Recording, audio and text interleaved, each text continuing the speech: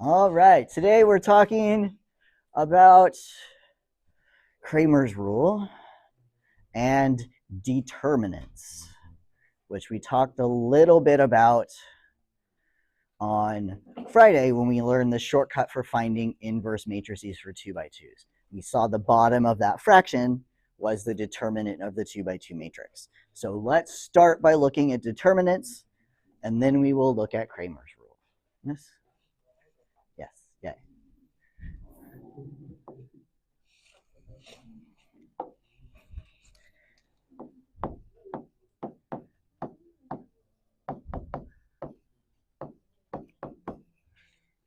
So first thing about determinants, we can only find determinants of square matrices.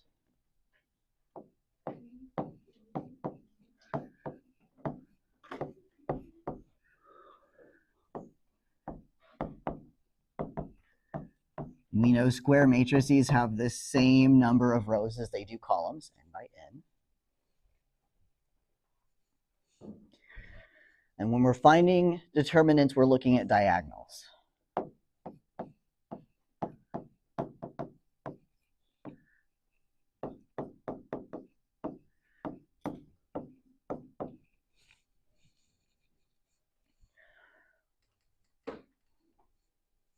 Which is why we need a square matrix. If it's not square, it doesn't have perfect diagonals. So we find determinants only for square matrices, just like we only find inverses for square matrices. So for matrix A, assuming it's a 2x2,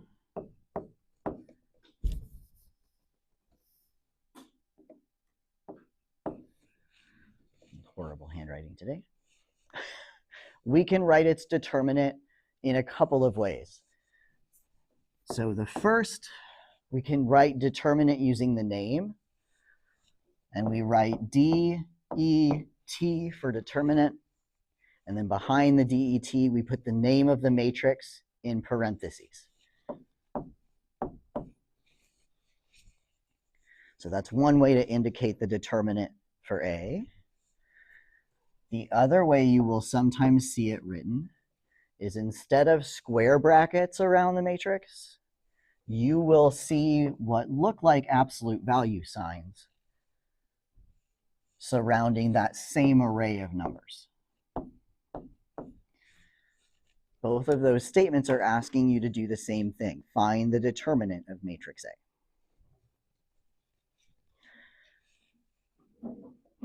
And the determinant is going to be a single value.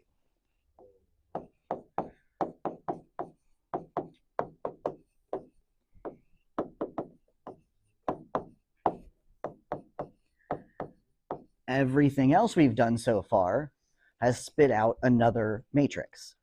When we added or multiplied, we found an inverse, we did row operations, we got a matrix as an answer.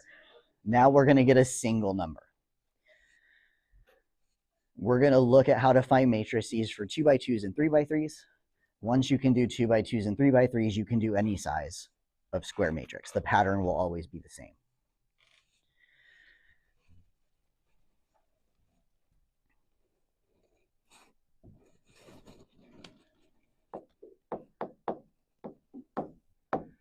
So for 2x2s,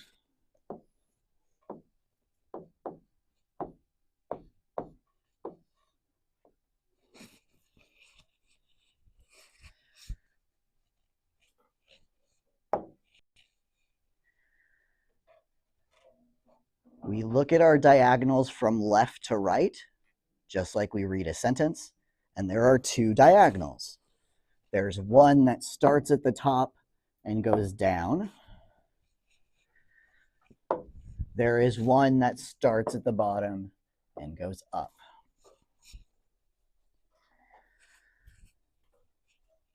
And this pattern will always hold. The diagonals that start at the top and go down are going to be positive answers. The diagonals that start at the bottom and go up are going to be negative answers. And that is going to feel backwards. Because when we look at slope of lines, if it tilts up, it should be positive, and down, it should be negative. This is not slope of lines. It is backwards from a slope. Downward diagonals are positive. Upward diagonals are negative. Yeah. And to evaluate, we multiply along the diagonals, and then we add the results. So that first multiplication is A times D, and it's positive. A, D.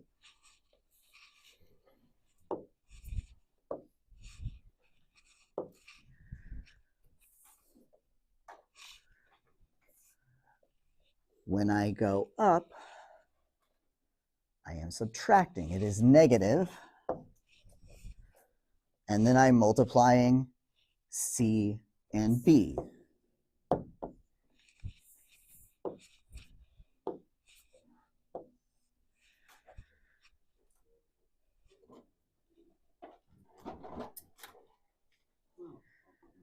And I'm hoping that looks vaguely familiar, because again, that is the bottom of that fraction for the shortcut for finding an inverse.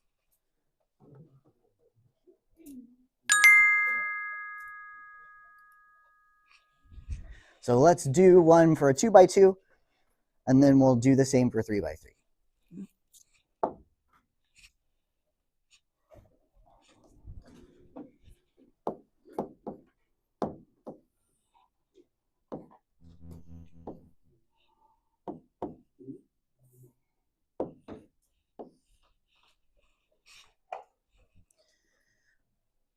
So I want to find the determinant of the 2 by 2 matrix 1, 6, negative 3, 2.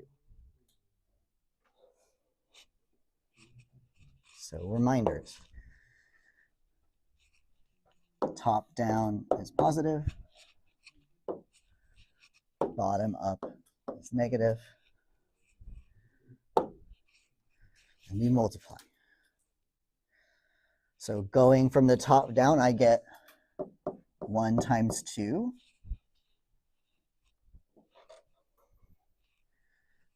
And then going from the bottom up, minus negative 3 times 6.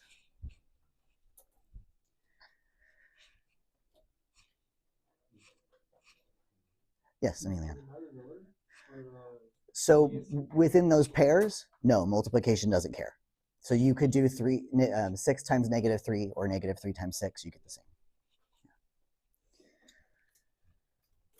And I'm pretty sure 3 times 6 is 18.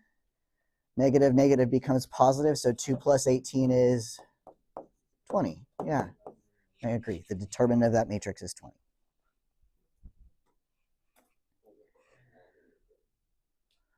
Yeah, you're in pre-cal, bro. If you can't add and subtract, you're in the wrong math elective. I'm not saying that to be mean. That's just straight up truth, man. If you don't know how to use a calculator to do addition and subtraction, you are in the wrong math elective. All right, let's do the same thing for a 3 by 3. The pattern will be the same, but we're going to run into a problem. There is a trick here.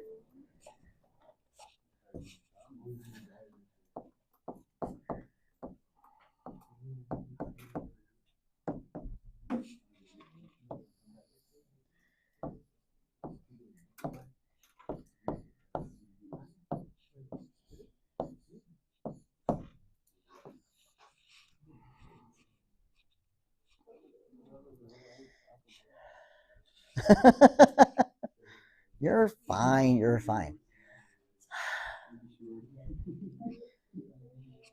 So,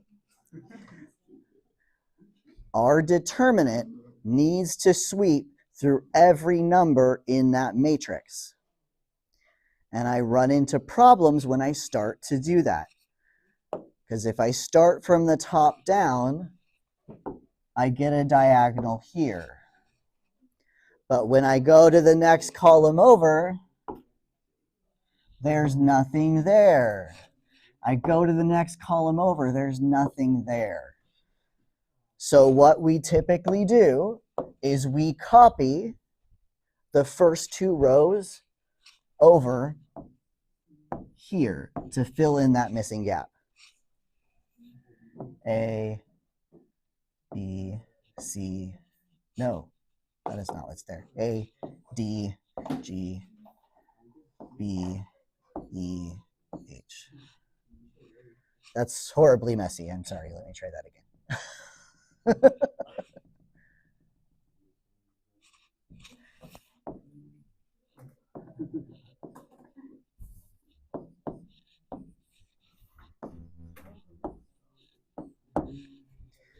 I am just copying the first two rows over so that I have full diagonals that have 3 entries in them. Copy the first 2 rows or columns.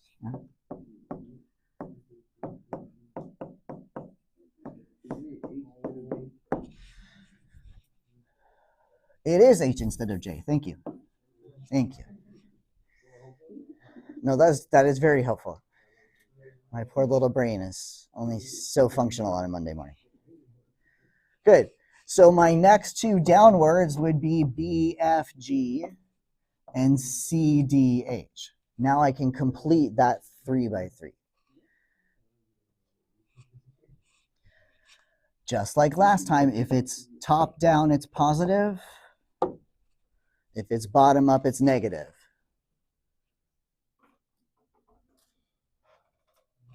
So bottom up, I start with G, G, E, C, yeah? H, F, A, J, D, B.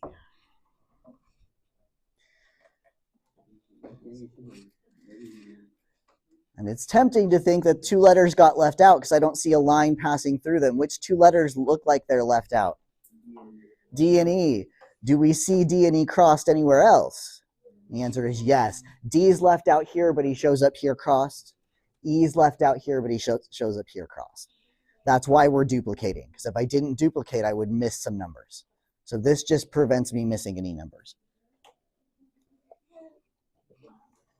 Once I've done that, it's the same. I add them all together. These guys are positive. These guys are negative. We're going to do 2 examples for this because this one's trickier, yeah?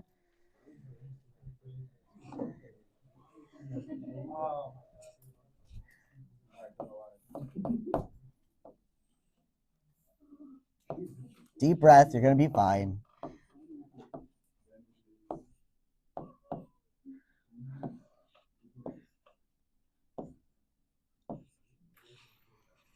So I want to find the determinant of 1, 2, 3, 0, negative 1, 1, 2, 1, 2.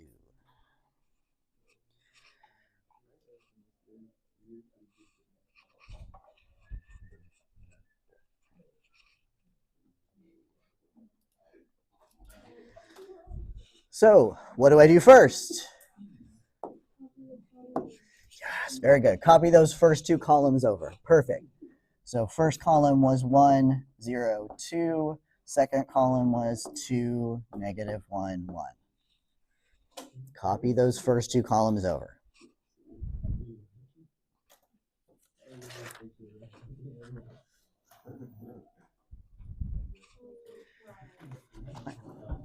It would be nice if my board would see it. And then we draw our diagonals. Top down are my positive guys. Bottom up are my negative guys.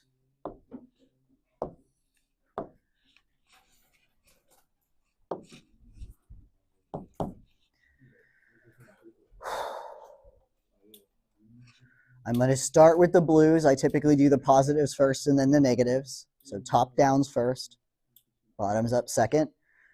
First diagonal, 1 times negative 1 times 2.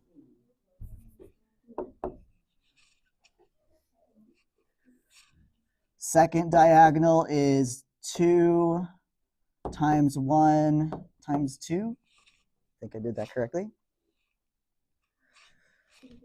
Plus, last diagonal is going to be 3 times 0 times 1.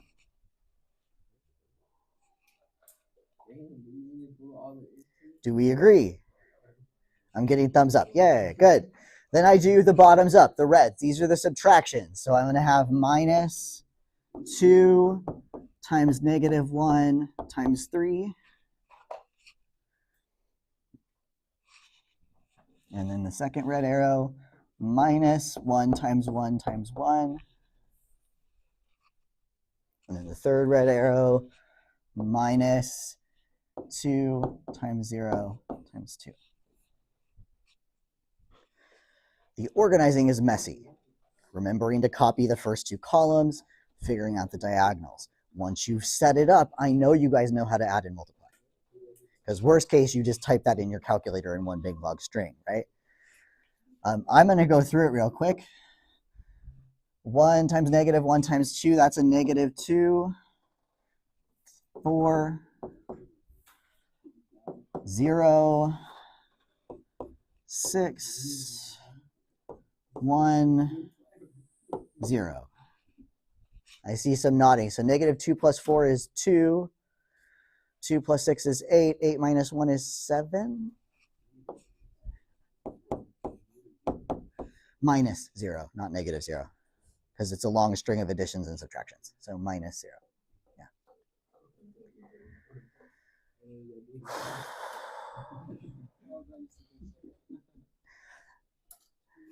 And you're thinking gross, right?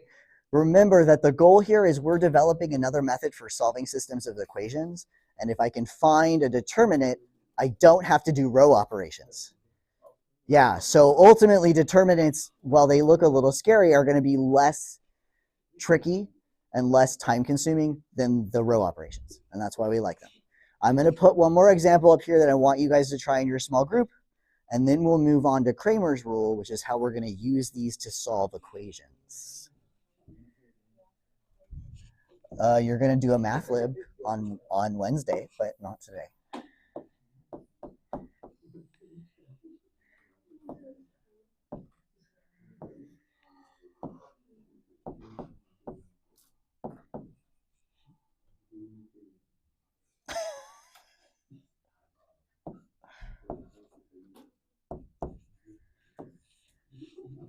Okay. I want you guys to find the determinant of 0, 5, 1, 3, negative 4, negative 2, 1, 2, negative 3. I'm going to give you 4 minutes on the clock.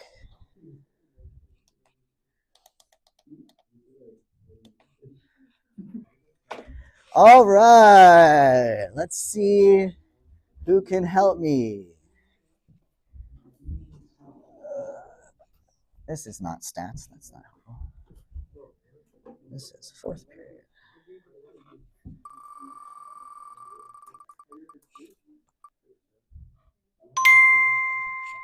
Vicky. Yay. It's all right. You only have to tell me the first step, Vicky. What's the first thing I do?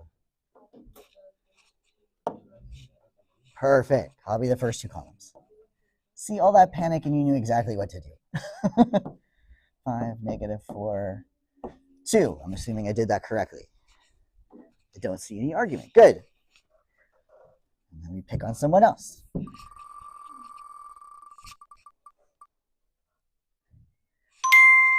Bella, what comes next?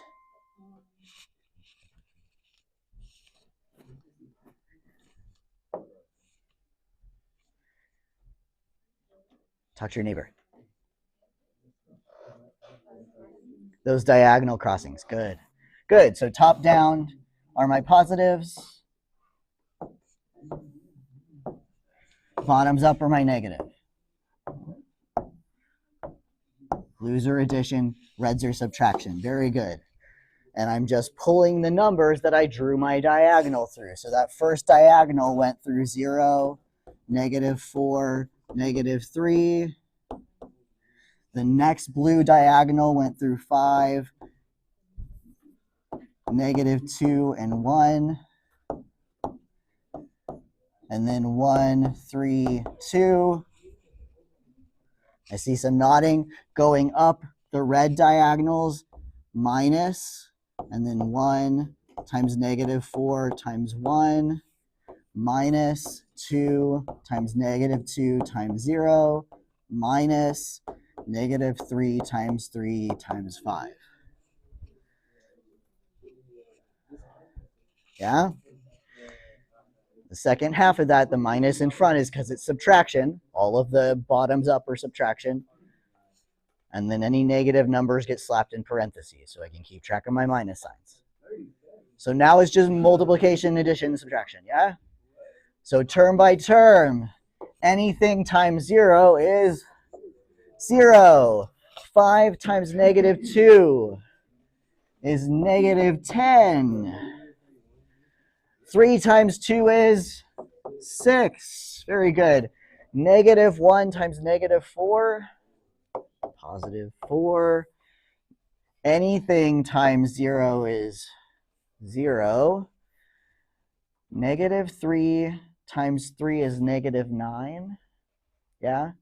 Negative 9 times 5 is negative 45. Negative becomes positive. And I see some people nodding. That's a good sign. If we go through that train, 4 and 6 make 10. 10 and negative 10 cancel. This is just 45. And I see some nodding. Happy face. I have a question for the class before we do Cramer's rule. Do we remember how to put matrices in a calculator? Second, x to the minus 1.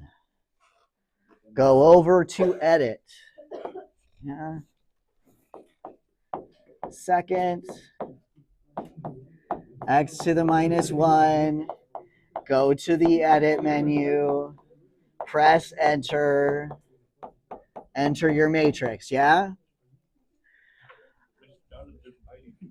Choose better friends.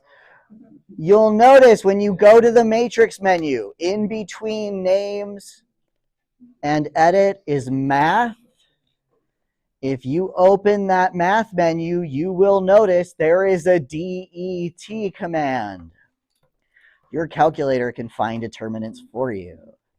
So you can use your calculator to check your work. Yay! All right, so the next step, we are going to look, yes, at why we're doing this. And the answer is we want to use determinants to solve systems of equations. Yeah?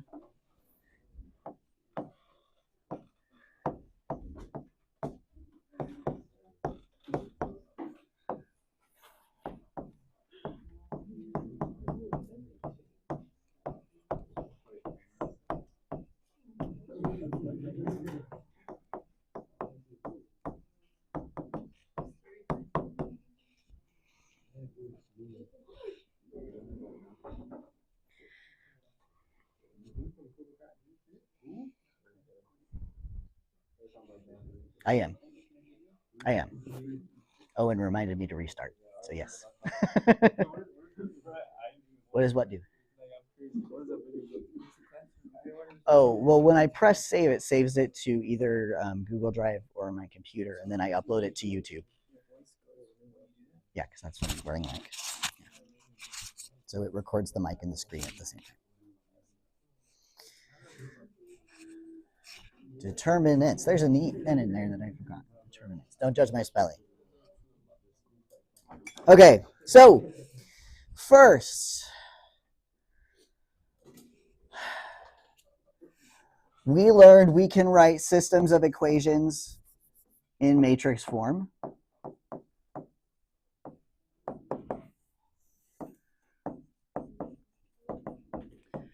And I'm going to start with a 2 by 2. So for 2 by 2,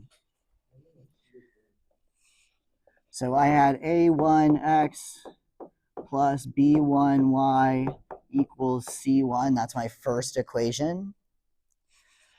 And a2x plus b2y equals c2 is my second equation.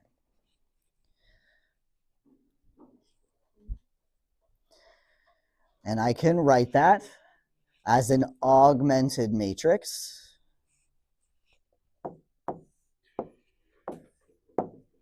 And the augmented matrix has the coefficients on the left and the answers on the right. So A1, B1, A2, B2, dash, dash, dash, dash, dash, C1, C2. I hope as that looks familiar. Coefficients on the left, answers on the right. We did row operations to solve. Yeah?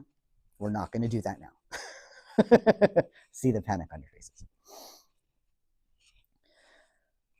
There is another way we can write this, which is slightly more helpful. Yeah? You will sometimes see it written as just the coefficients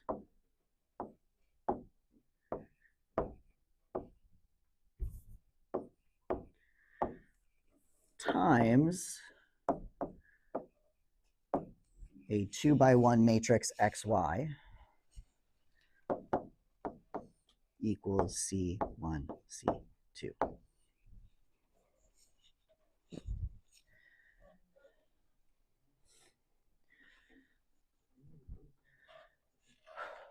The reason we're writing it is that's going to be more helpful for Cramer's rule. Yeah? Cramer's rule defines three matrices. Three matrices, yeah? So for Cramer's rule, the three matrices I need D, which is the coefficient matrix.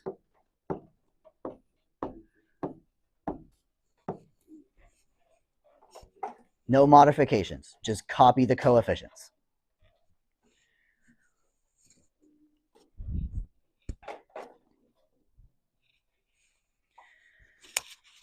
I am then going to pick up two more matrices, D sub X and D sub Y.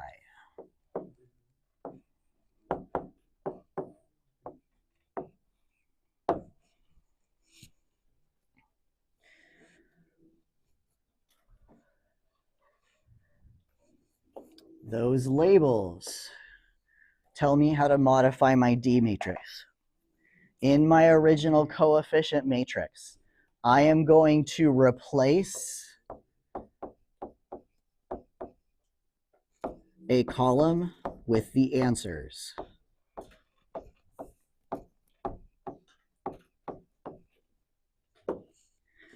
If it's dx, I'm replacing the x column with the answers. If it's dy, I'm replacing the y column with the answers. And remember, it's x's, y's, answers. That first column is my x's. So what does dx look like? Dx, I'm replacing the x column. The y column is going to be the same. B1, B2. I am replacing the x column, which is the first column, with the answers. So instead of a's, I'm going to have c's. Replacing it with the answers, replacing it with the answers. Yeah. Now that we've seen the pattern for dx, take a second with your small groups and discuss what dy will look like. I'm going to give you 30 seconds, and then I want to volunteer.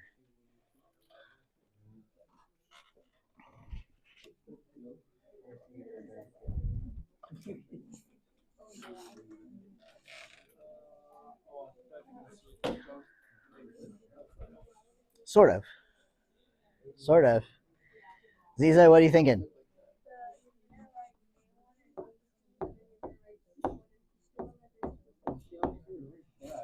Good. I'm replacing the y column with the answers. So the x column stays the same, A1, A2.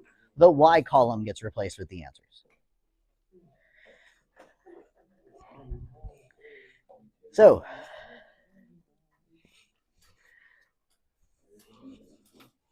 ready? Ready? Here's what Cramer's rule tells us, and here's why we like it. To solve that system that we had above, x is the determinant of the x matrix divided by the determinant of the coefficient matrix. And we know how to find 2 by 2 determinants. Those go by pretty quick. Any guess how I get y? dy, good, determinant of the dy matrix, divided by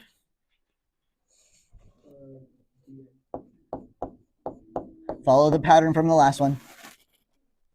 D, yeah. The x is the determinant of dx over the determinant of the coefficients. Y is the determinant of dy over the determinant of the coefficients. This is Cramer's rule.